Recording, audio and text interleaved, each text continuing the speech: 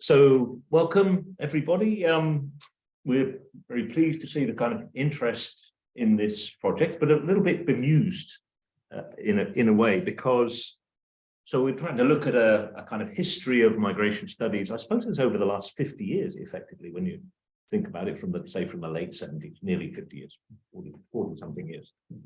And it might seem a rather niche or parochial subject in a way, but we hope to open up some wider issues about knowledge production in this field as we go along with this. I wouldn't say it's a research project. I don't know what it is. How do we describe a project? A kind of writing project. So just as an aside and by way of explanation, I suppose the idea or the core notion or the core beginnings of a text started with a memo of protest, in a way, written by Robin, the late Stephen Castles, and Hein de Haas, who, like all of us, were concerned about what we saw as the neglect of migration studies by the university more widely. Might seem a strange assertion.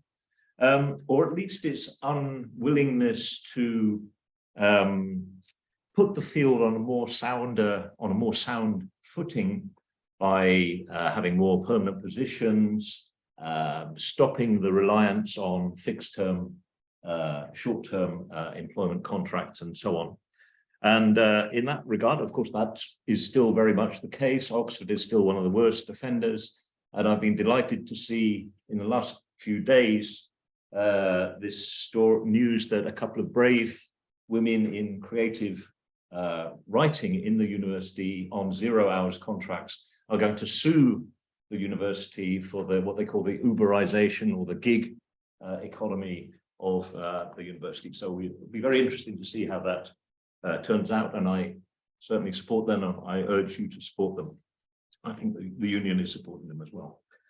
So about that, more about that a bit later. So we sort of came back to that text, I think, and thought there was this sort of kind of thumbnail sketch of the unfolding of migration studies in Oxford, and thought we might flesh out this story because it's quite an interesting one. And as I say, to reflect on the kind of north-south issues that are all coming to the fore about the decolonization of knowledge and so on, and the part we were playing in it. So just by way of expectation management, we are not covering the whole story today, but it's our intention to cover the whole story. But we're basically looking at the early period, I hope this doesn't disappoint you, from roughly the end of the 1970s to the end of the 1990s. So if you're not interested in that period, you can please leave now. So basically, we're talking about a limited number of people, a substantial number, but a limited number of people, and just one institution that emerged during that period, which was the Refugee Studies Program, as it was then, which emerged in 1982. So it might seem as if we're talking about too much about individuals, and there's a danger perhaps of slipping into a bit of nostalgia and self-indulgence in this. So if you feel that way, we invite you to yawn or roll your eyes or otherwise signal your disapproval of our self-indulgence. But as I say, this broader intention is to reflect on the political economy of knowledge production in this area. So as it says on the screen there, we're going to say, well, towards the end, we will say a little bit about the current setup as we see it of migration studies at Oxford. And that picture is, of course, much more complicated than the earlier period that we're going to be talking about now. There are many more people, there are many more institutions, and so on. To be honest, we're not quite sure how we're going to handle that period. So we would very much welcome your suggestions, or you can write it if you like, of the period since, let's say, the last 20 years. 25 years, something like that. Okay, so the setup for this evening will be that Robin's going to look at, I think, 5 key figures who in different ways and from different angles, different directions, and working rather individually, they didn't cross over that much as far as I know, but they sort of laid the groundwork for the emergence of a kind of field of refugee studies in this early period. Then I'll pick up the thread with a kind of reinterpretation or interpretation of the founding of the refugee studies program, a slightly different version from the usual story that's told, the usual account. Then I'll reflect on my own experience in the refugee studies program in the 1990s, with some hair-raising moments, perhaps. And then so that's sort of venturing into the refugee studies part of migration studies, because we see, unlike some others, refugee studies as located within the broader gamut of migration studies or mobility studies or whatever you like to call it. So, but then we'll, after that, discuss into refugee studies. We'll return to migration studies and reflect on a little initiative we started, I think, in the mid-90s. You think it might be earlier, but we'll explore that. And then, as I said earlier, we'll come back to the current setup very briefly and solicit your views on how to deal with that. So let me hand over to Robin then to look at these early figures in migration studies. Right. I probably should know how to use that. Is this? It's not working, so you have to use this. I see. Yeah, okay. Just click the left button. Is this live? Okay. So the first of these figures that I want to draw your attention to is Kerry Peach. As those of you who would recognize the first name, he's Welsh, a little bit of an outsider then, and it's a theme we'll come back to as we begin to go on, but nonetheless, somebody who's a real Oxford figure. A fellow of St. Anthony's, he was also warden or principal, head of house at St. Anthony's, I meant St. Catherine's, and he produced a very important book called West Indian Migrants or Migrations to Britain, Social Geography, 1968. Probably the first important major book written by an Oxford scholar. Why it's significant, and I'm going to draw in a link to a contemporary example, is he plotted out how migrants from the West Indies came to the UK more or less in harmony with the employment vacancies. So here are the number of employment vacancies, here are the number of and then because Enoch Powell, a racist that some of you may know of, threatened all fire and brimstone, and ultimately in a period of agitation forced the government to pass the 1961-62 Immigration Act, which restricted the amount of people coming in from the Commonwealth, particularly the non-white Commonwealth. You suddenly find, and he documents it in this book, the number of migrants from the West Indies spikes. It goes up enormously in the period before the legislation was actually implemented. And so this was called the rush to beat the ban. And the Windrush story, which some of you may know about, is all part of that episode.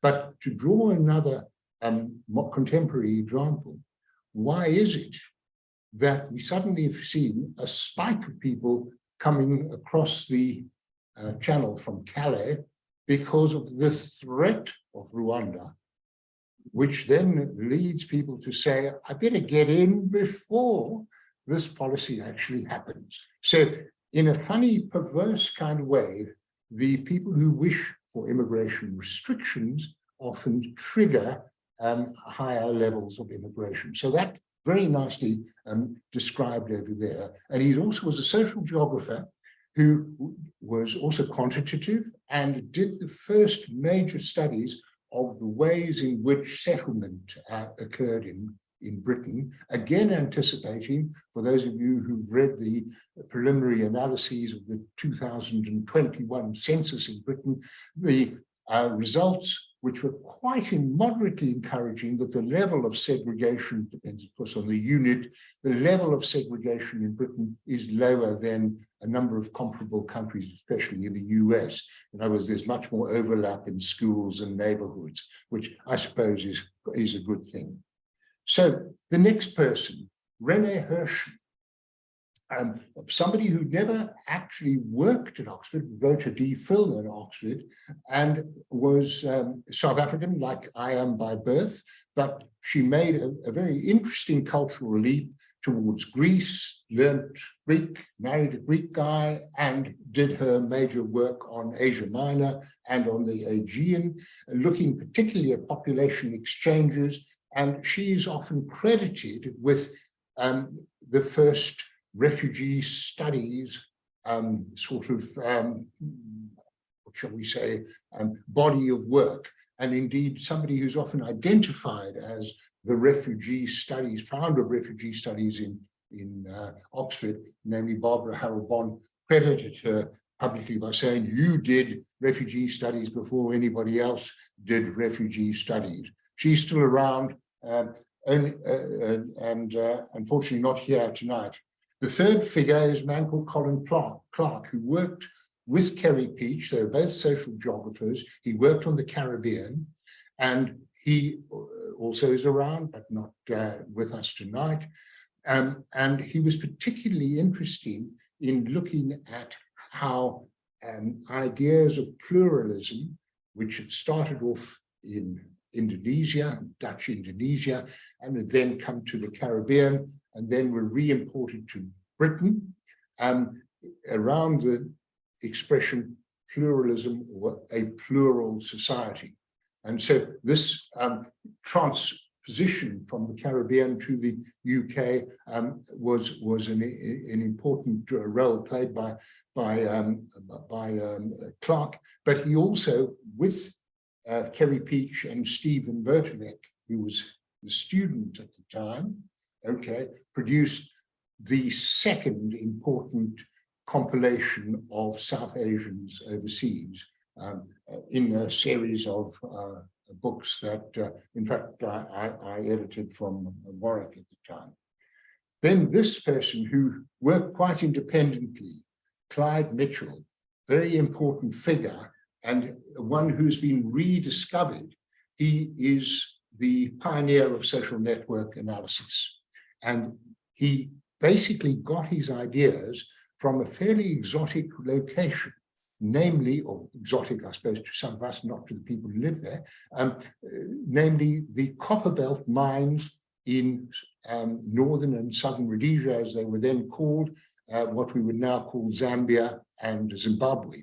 And the people were moving from Zambia to Zimbabwe to work in the Copperbelt and moving backwards and forwards. And he developed this idea that this was a form of transnationalism, which he called transnational social fields, and it could best be understood in terms of networks. So he developed the first major ideas of network theory, which then became very important.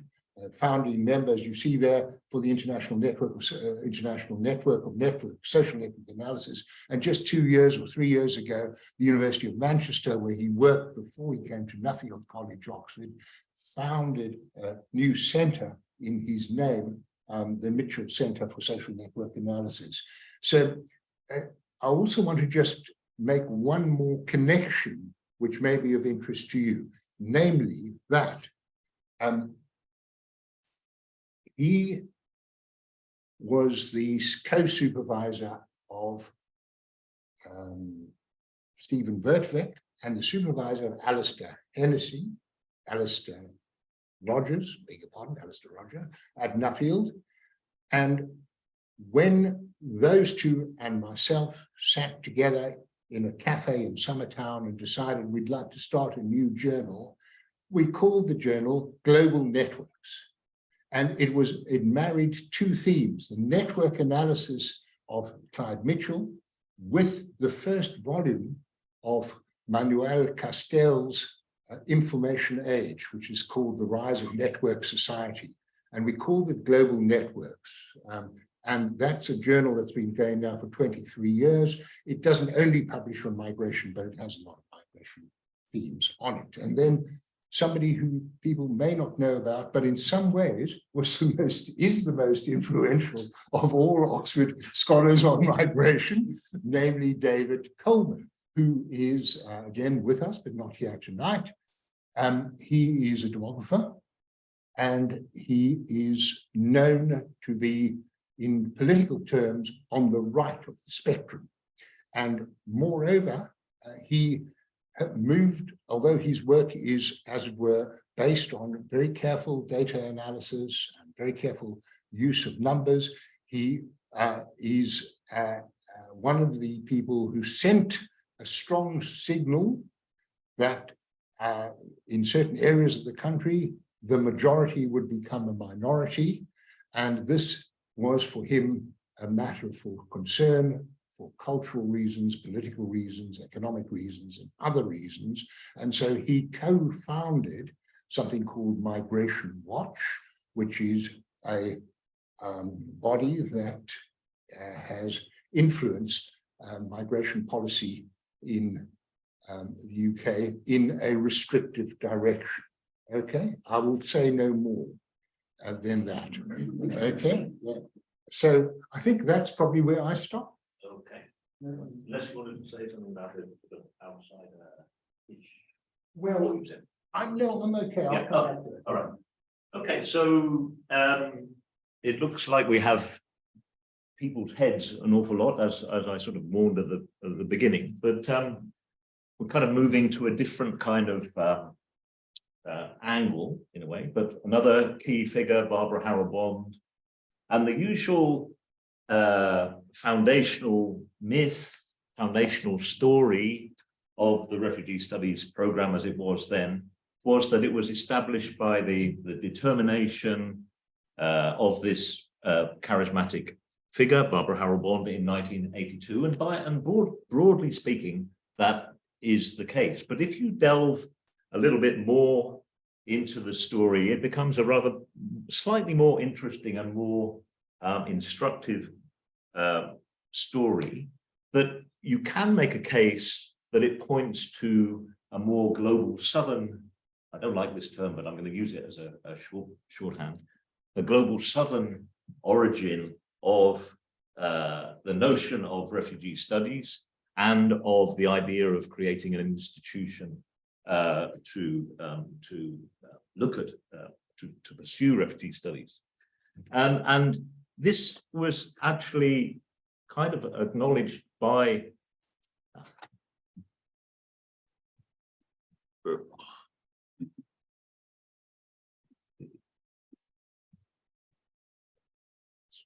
angled up in the white.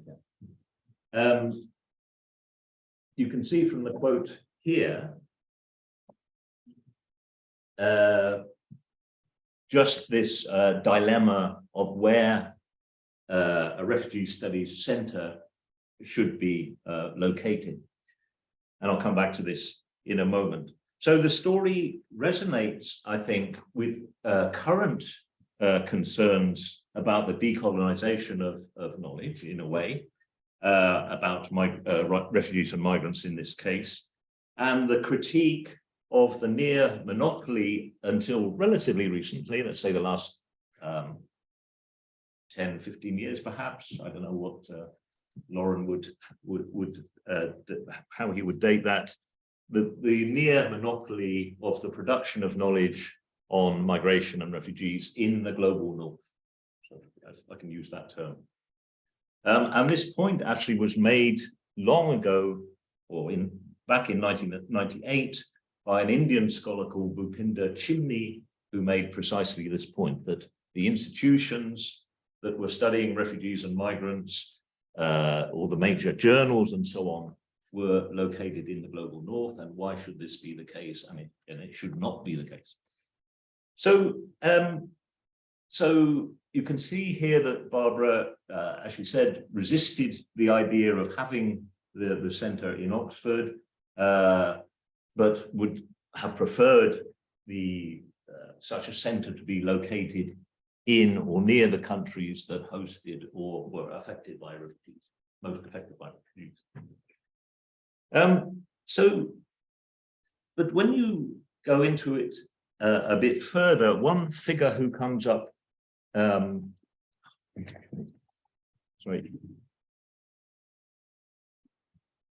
I'll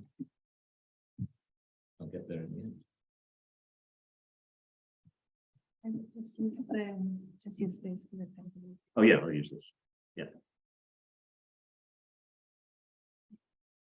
One figure name that repeatedly comes up in the accounts of the early setting up of the Refugee Studies Centre was Ahmed Karadawi, Sudanese guy. He was Commissioner for Refugees in Sudan at an early age. You can see he was 25. And he subsequently came to the UK, to Reading and Oxford, to do postgraduate degrees. He was a visiting researcher, I think, in the early days of the Refugee Studies program. But it's not clear if he was connected to the Juba group that was mentioned in the previous quote that I showed you. I don't know if you can shed any light on that, Jeff, because you were sort of around in that period. To her credit, Barbara always acknowledged the role, particularly of Ahmed Karadawi, in the foundation of the Refugee Studies program. But she never actually did so in print, which is a little odd, I find. So in her obituary of Karadawi, who died in an untimely way in 1995, she doesn't mention, she sings his praises, but she doesn't mention specifically his role in the foundation of the Refugee Studies program, nor, as several people say, his coining of the term refugee studies, although several people lay claim to that foundation. And other names from the so-called Global South intellectuals of this period include Yazid Said, a Palestinian historian, Abedi Zagay from Ethiopia, another guy called Saeed Musavi from Afghanistan. So there were these so-called global Southern intellectuals floating around Oxford, having sort of some vague connections here and there. I'll come back to that, the structure of Oxford, which allowed these kind of attachments in a bit. So how do we interpret, or how can we retell this sort of foundational myth of the foundation of the Refugee Studies program? If you take a somewhat harsh or hard decolonial lens, if you look through that lens, you could say that the idea of refugee studies and an institution to pursue refugee studies was in a way appropriated to Oxford, to the global north, by Barbara. That would be quite a harsh way of looking at it. A more sympathetic view would be that this was a partnership between innovative global South intellectuals and a progressive and far-sighted global northerner who saw the potential of the idea, and probably rightly, as it says in that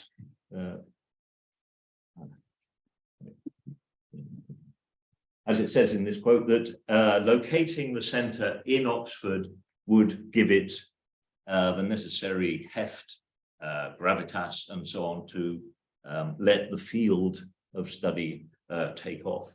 And it's probably true that the Refugee Studies program and Refugee Studies more widely wouldn't have taken off in the way it did had it not been for Barbara's intervention, her dogged and some might say obsessive determination and drive and so So perhaps you can see there's some kind of resonances in the early 1990s of these dilemmas of global South, global North knowledge production.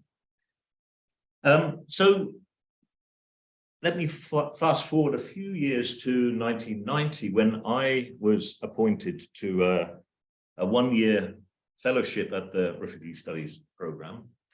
And it had possibly the longest honorific title in history, which was, let me get this right, the His Royal Highness El Hassan bin Talal of Jordan, researcher in refugee studies. So just imagine how big the business card was. So it was a tad strange for me to being a Republican, take this kind of position, I must say, but I sort of swallowed it. So I came into an organization that was kind of a cross between an academic research outfit and an advocacy organization, but also had much of the air of a cult about it. And you should just. oh, are you going to censor me, Robin? 1982, 1990, sorry, 1990 when I joined it. 82 when it was founded as a program. Yeah. Not yet in the same. Correct. Right. Yeah. And the tension between those roles or characteristics figured strongly in almost perpetual struggles between the Refugee Studies program, the parent department, which was Queen Elizabeth House, now the Development Studies Centre, and the university more widely. And at the time, the Queen Elizabeth House was itself undergoing one of its periodic upheavals. It had been founded, and again, this reflects the Global North, Global South knowledge production theme. It was founded in 1954 as the Institute of Commonwealth Studies under a royal charter to basically to train functionaries in newly independent countries, one might say. And so it was a sort of semi-detached part of the university. There are many of these kind of bodies, as you probably know, that are sort of semi-detached parts of the university.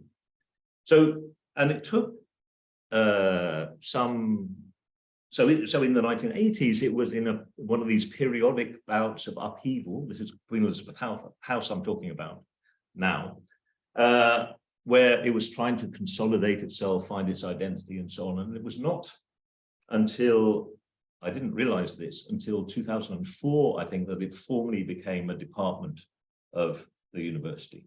It had this sort of semi-detached status for a long time. Anyway, the point of all that is that this sort of inchoate setting where things were pretty fluid and you couldn't pin down who was responsible for that, for what, meant that there were niches and openings where enterprising people could pursue their interests, get something going, get a research group in these little niches that opened up in this sort of inchoate setting and so on. And so the Refugee Studies program was one of those. There was youth studies, young lives. There was the Center for the Cross-Cultural Study of Women, or Gender Studies outfit. There was another outfit that looked at Human Development Index, for example. So this was quite a creative era of these kind of outfits, semi-academic, academic outfits during this period. So, and whether this kind of invention could happen now is perhaps a moot point.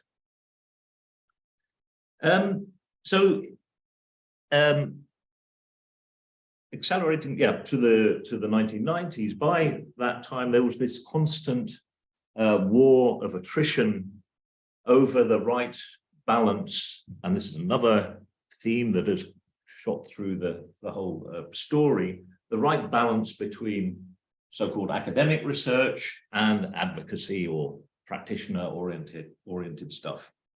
And that was how it was framed. It was academic versus advocacy. Sounds a little bit bizarre now, given the concern with we're supposed to be doing impact and all this kind of stuff.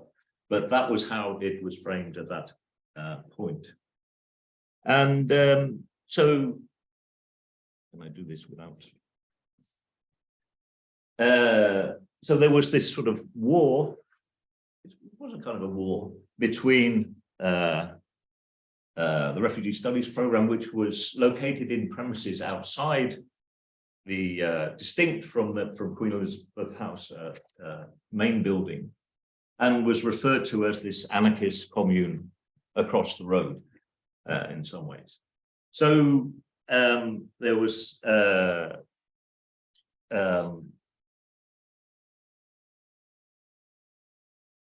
this constant conflict over what the right balance of work should be, which is still going on today, I suppose.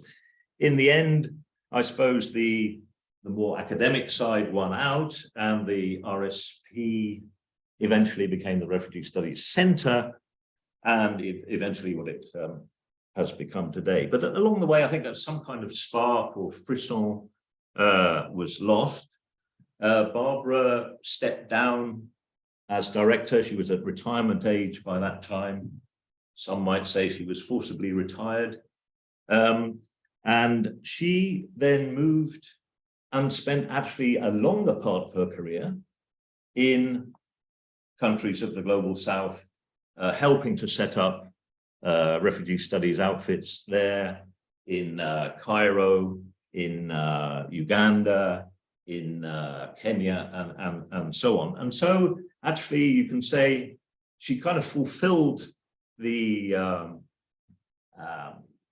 view that she had articulated in the earlier quote that I showed you, that refugee studies research centers and so on should be located in the countries where most refugees were.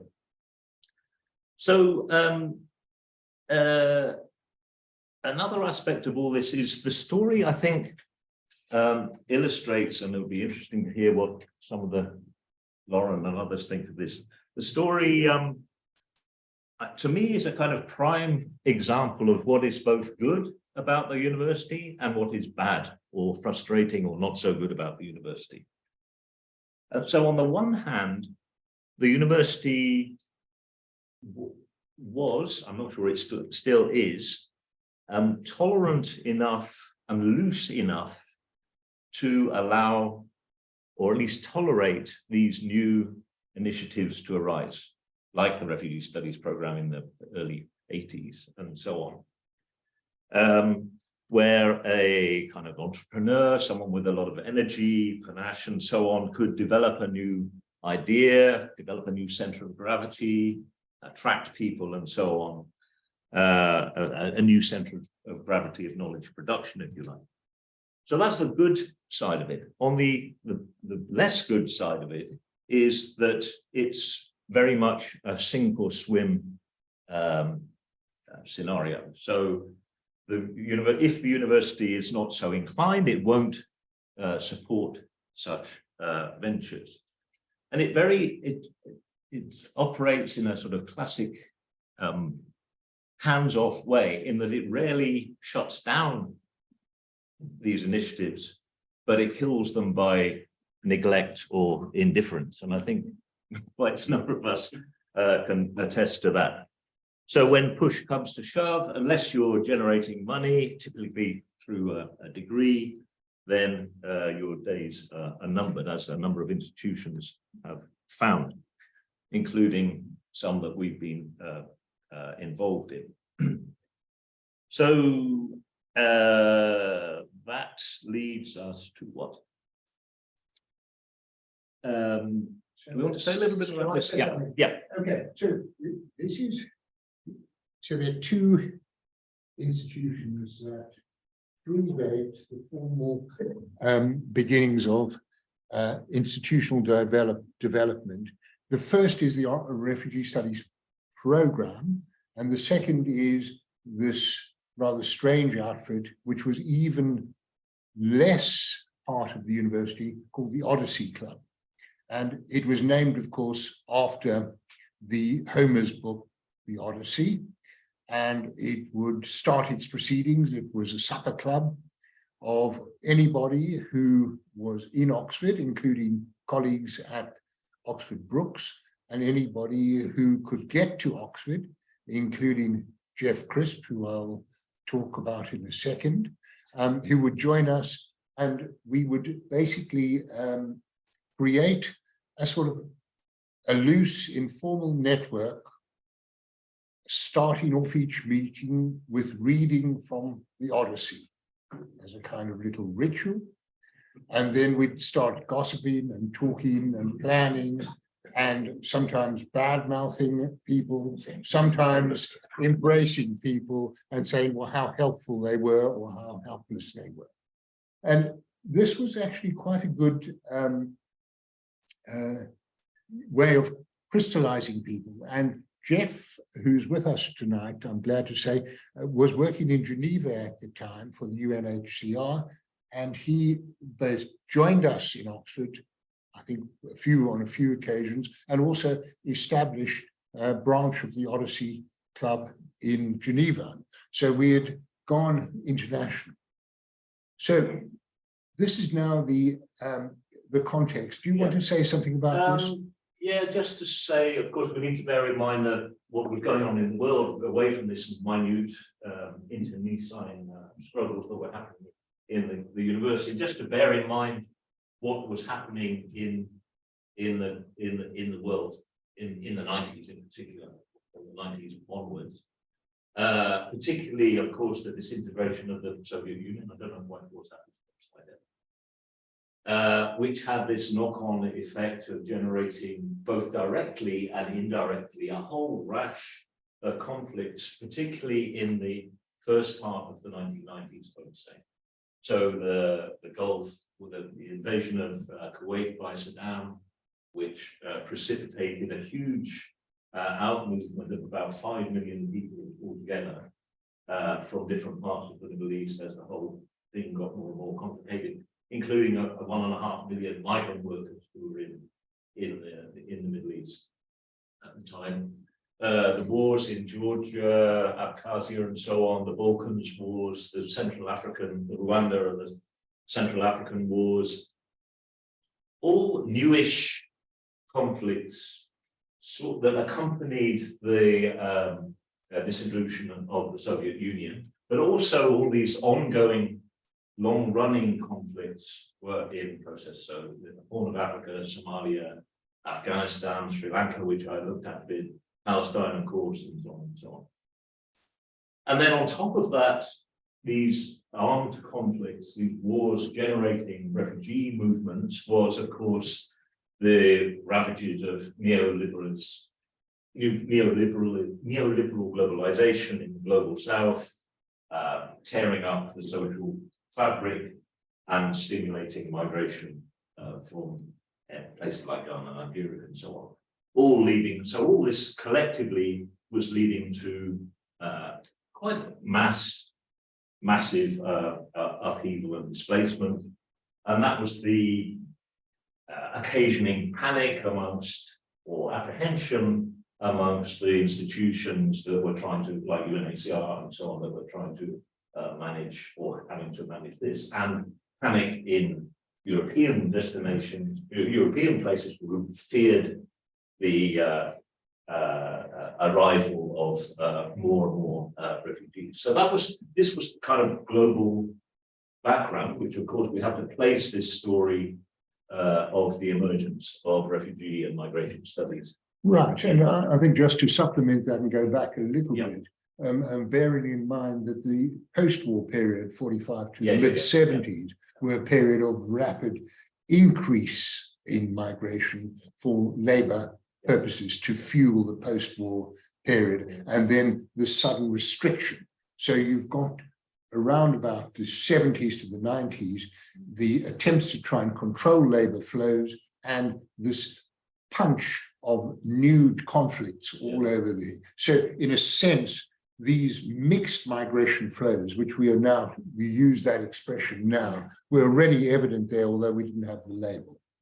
Now, I think we are now at the point where we finished our formal exposition, and we're probably only just getting to the top line of this chart, because this now gives you a map of what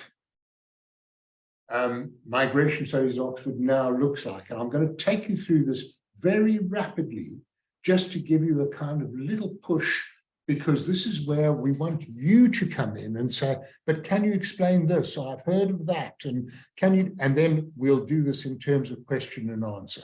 So I'm going to just give you the quick thing. So here we go. Refugee Studies Program we've talked about, and that morphed into the Refugee Studies Center as it became more and more academic, more and more absorbed into the university, taking away some of its advocacy role and becoming more of a center of that sort.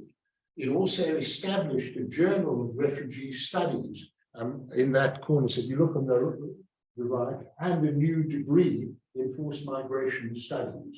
So you get a fairly clear line along there, up to there and there. So ignore that for a moment. We absorbed some, we talked a little bit about bringing some Oxford Brookes colleagues in, and among the three who occurred to me, Mary Chamberlain, who worked on the Caribbean migration, is now retired but has become an accomplished novelist. Roger Zeta, who becomes the first editor of the Journal of Refugee Studies, and also an important figure in the Refugee Studies Center, because he is a director for a while. And then, of course, some of you will know Nando Sigona, who's also a Brookes man. He was supervised by Zeta, and I think I was I'm pretty sure I was his examiner on his PhD. So the Odyssey Club over there. Now we come to one that you haven't as yet heard of, which is the Transnational Communities Program. Now that was founded by Steve Vertevec as a bid to the Social Science Research Council, now called the Economic and Social Research Council. But it was based in Oxford, in Bevington Road, round the corner, but it wasn't a purely Oxford thing. It was a national program. And so there was a bid for about 12 or maybe 13 projects based in different parts of the country, but centered here. He was the principal and most important figure, but he was relatively junior. So to give it a little bit of sort of seniority, as co-applicants, Kerry Peach from Oxford and I came in as senior partners to make the bid, hopefully accelerate the bid through the ESRC. So that was an important intellectual idea as well, because it was saying, it was growing that idea of transnationalism. You remember I talked about Clyde Mitchell a little, who was Steve's supervisor, and it was also playing into the early discussions of diasporas and other forms of transnationalism, which then became Steve Vertevec's major theme, transnationalism, until that was superseded by super diversity, but that's another story that takes us a little beyond that. Okay, so just to add to that, of course, Bridget Anderson also, that's what brought her to Oxford. Exactly, she was a successful. Yeah, so people subsequently became one of the people in Compass. Absolutely, so she was a successful bidder for that program. I think she was at Leicester at that time, and then came through. Okay, so, and then we get the creation at one point of 3 institutions. This is a little bit complicated, but Compass, which now celebrates its 20th anniversary this year, am I right? So founded therefore in 2003, mainly by Steve Vertevec. There are all sorts of other complications which need explanation and discussion, but mainly by that, and it includes the Migration Observatory. A new one, which has now gone to Amsterdam, which is called the International Migration Institute, was founded in a slightly more indirect way. The reason why that came into being was a very large endowment was given to, well, it's not that large by contemporary standards, I think it was 100 million, by James Martin. And a slightly confusing figure because first it was called the James Martin Institute, and then they realized that the most famous James Martin is a cook. And so they abandoned that and said, let's just call it the Martin School. And now Martin, having put 100 million down on the table, said, I don't just want you to just spend it as you like, because this is where the power of the donor comes in. I've got an idea. I know how to spend it. There are 18 problems in the world that need solving. They included such things as pollution and biodiversity and all sorts of very sensible things. But one of these 18 problems was migration.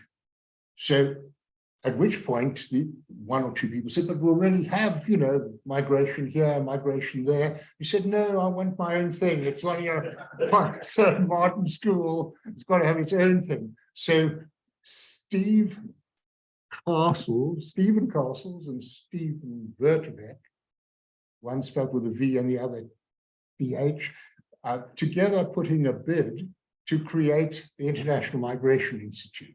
That created all kinds of disturbances, as you can imagine. Drafted in a pub, by the way, on the Italy road. Anyway, it had a good run for about 10 or 11 years, and I think I was director for about 2 years or 3 years. I can't quite remember. Anyway, there you go. So it's now in Amsterdam, and the gentle care of Hein de Haas, a Dutchman.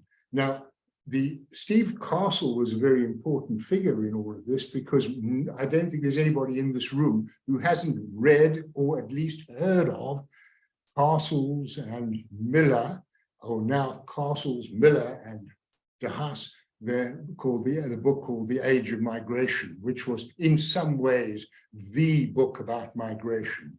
So it was a sort of a marker of that. So we're getting there slowly. So now we've got the forced migration degree, and this migration studies master's degree is relatively recent compared to the forced migration one, and it married to some degree the interests of IMI and Compass, but also the interests of two departments, namely anthropology on the one hand and the international development, ODID, department on the other hand, formerly known as Queen Elizabeth House. All right, so now just to quickly bring the story up to date, and we're nearly there, is somewhat outside of all this was the Oxford Diasporas Programme, which was funded about 2 million, not a very big program, a modest sized program by the Leverhulme Trust, and was directed by me, and Nick was as involved as well. And we basically saw it as a way of pulling together and to some degree moving across the centres. So all of the centres, institutions were represented, and people who were not in any of the institutions. And we had quite it was quite a successful program. I know nothing about broader criminologies, but I'm told there may be people here from this, that they feel themselves part of our community, and good for them. I don't know anything about them. Please speak up. So, okay, so note that these different tendencies produced 4 different journals. The Journal of Refugee Studies, Forced Migration Review, which is, I would say, the little residue of the advocacy role, because it is much more directed towards practitioners. Global Networks, which I've talked about, and how that came into being as a marry between the Spanish sociologist Manuel Castells and the work of Clive Mitchell, and Migration Studies, which was started by the younger generation. I mean, I'm talking about people like Carlos, who's in the room, who, you know, us old folks were sort of, I think, on some sort of advisory board, and I think we've probably been demoted to near dead status. I'm not sure. Anyway, there you go. And then at the bottom, thank heaven, we've got, you know, people like Domiziano, who's actually pulling all this stuff together in different networks. So there was, in fact, originally a network called Migration at Oxford, and that rather fell apart.